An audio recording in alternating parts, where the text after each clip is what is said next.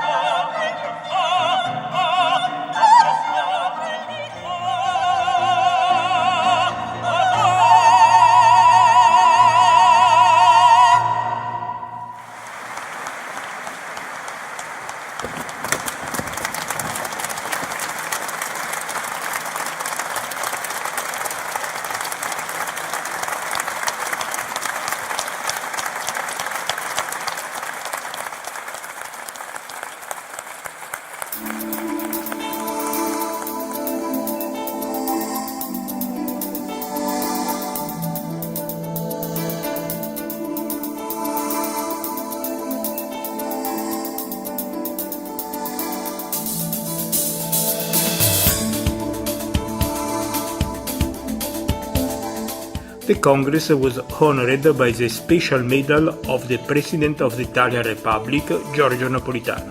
The registered participants at the Congress totaled 2,826. This chart compares this figure with the participant numbers of previous congresses. So the 18th IFAC World Congress in Milan has set a new all-time record attendance. Over 100 participants came from each of the following countries: France, Italy, Germany, Japan, United States of America, People's Republic of China, United Kingdom, and Sweden.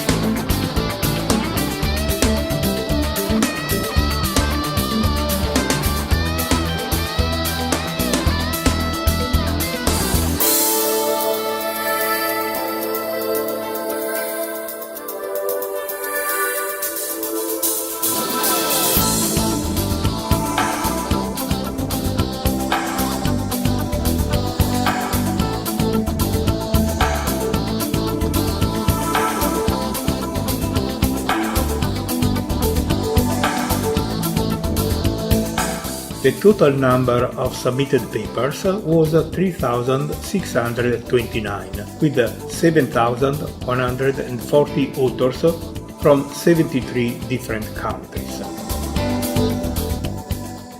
Of these, 2,478 papers were accepted, with 5,412 authors.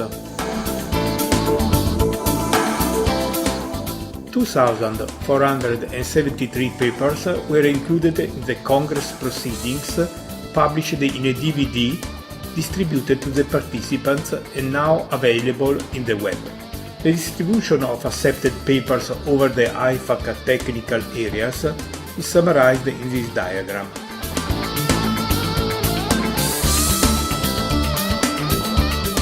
The general organization of presentations consisted of 26 tracks.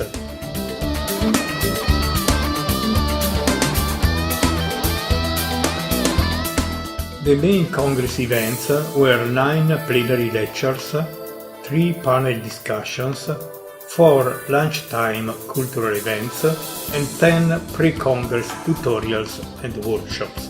There were 341 oral sessions with 2,027 oral presentations, 9 interactive sessions with 446 poster presentations, 10 pre-Congress events with 176 registered participants.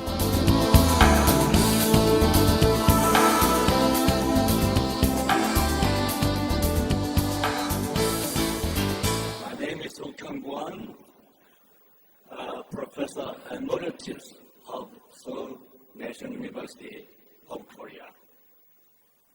I'd like to introduce the 20th speaker, Dr. Peter Torres.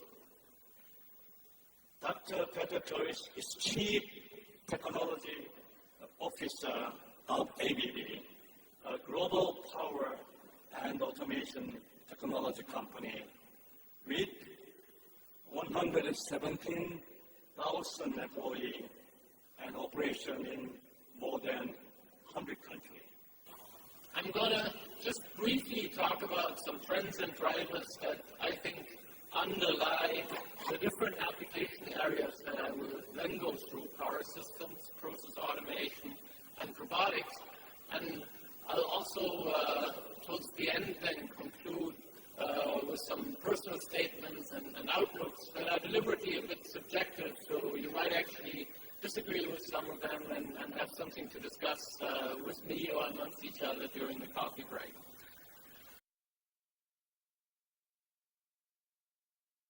We are very pleased to have Dr. Anders Lindqvist here to give question here is, what is this talk all about? Well, it is a very classical problem, the moment problem, but with a decidedly non-linear attach rate, which is motivated by system to control. Well, the moment problem, has a long and rich history in mathematics, going back to Chebyshev, Markov, and many others. But the classical theory is really not suitable. The classical parameterizations are really not suitable for engineering applications.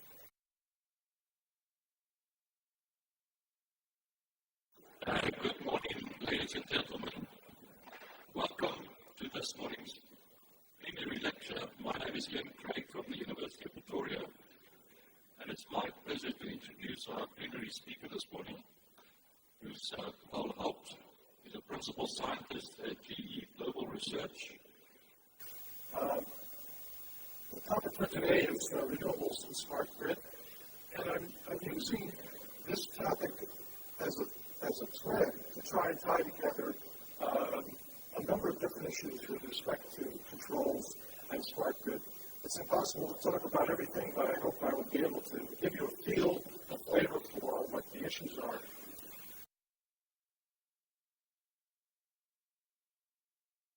Ladies and gentlemen, could I have your attention, please? It's a great pleasure for me to introduce the plenary speaker, Professor Carsten Scherer. So today is about dissipation-based controller synthesis, and of course, as some of you might expect, it will be about LMIs, basically. But I want to start with an engineering problem of more general interest. This will be about scatterization only, because it illustrates some of the features that are involved in designing controllers in this setting.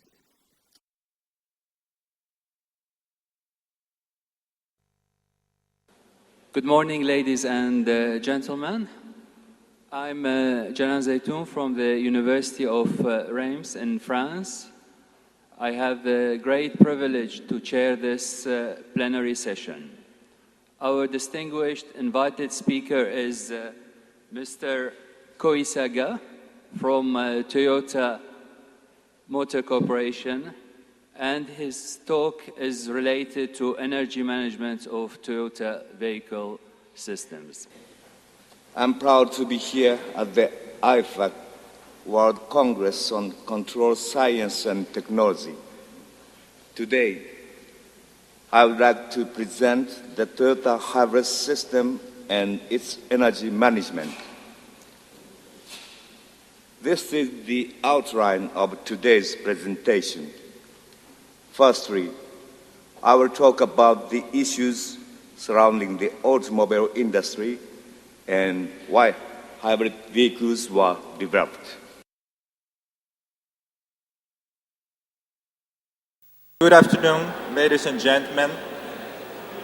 I am Masato Ishikawa from Osaka University, Japan, and I have the honor to introduce today's distinguished plenary lecturer, Professor Laurent Ferrari. Observers take different names: stochastic filters, soft sensors, state reconstructors, data simulation, inverse problems. They are answers to the same problem. Given measurements, which is only partial information, try to estimate internal variables of a dynamical system. In this talk, I briefly go over the general well-known design rules and give more details on one particular observer, but I shall remain extremely elementary, creating only on very basic facts.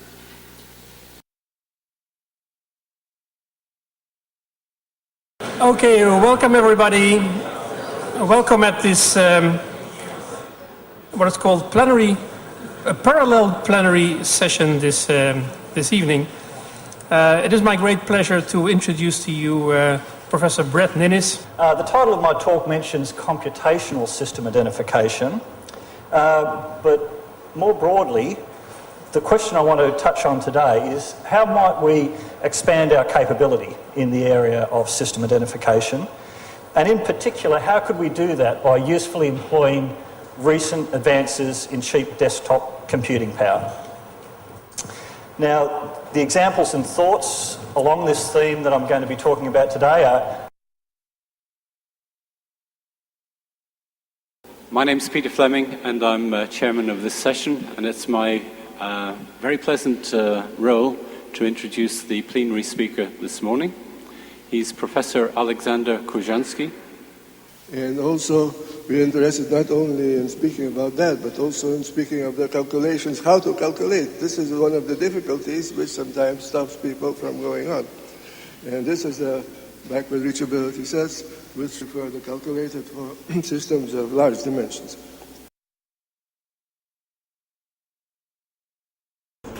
Good morning. Welcome to this plenary session.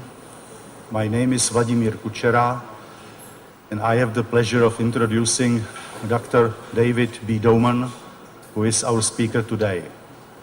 And it's amazing to see what has come to pass over the years, and maybe one of the last things on the list would be to implement some of the visions that he would have had for flapping wing vehicles. You can see a few very interesting models over there if you get time to look.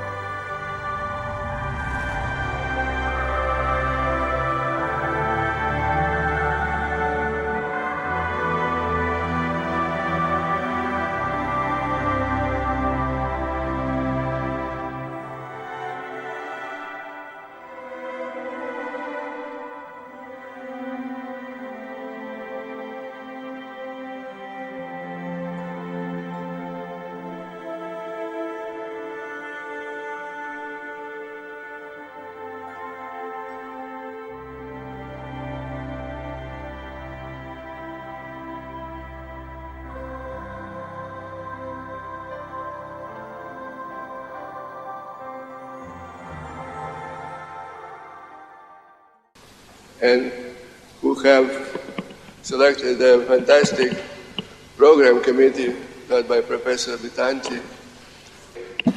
We have an outstanding election, outstanding personalities who will share with us their remembrances and recollections.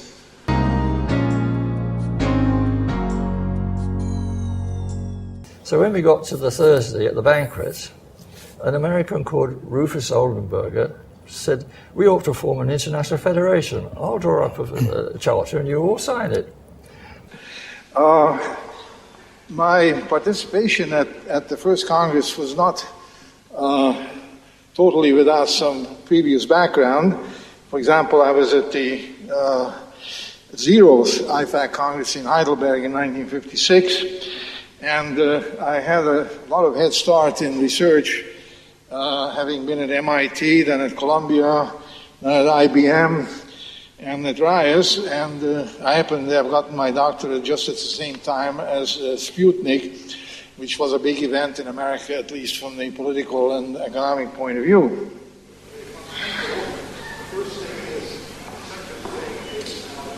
A great deal of work was done on fancy methods of optimization. Now, ladies and gentlemen, let me mention before my presentation will somewhat earlier than the year 1960. The reason is because to understand the development at that time, and so I started before this is. One of the interviewed died just recently. The reminiscences work according to the transformational mechanisms of the mind. Walking in Milan, we see monuments of great personalities of mankind, still living spiritually with us.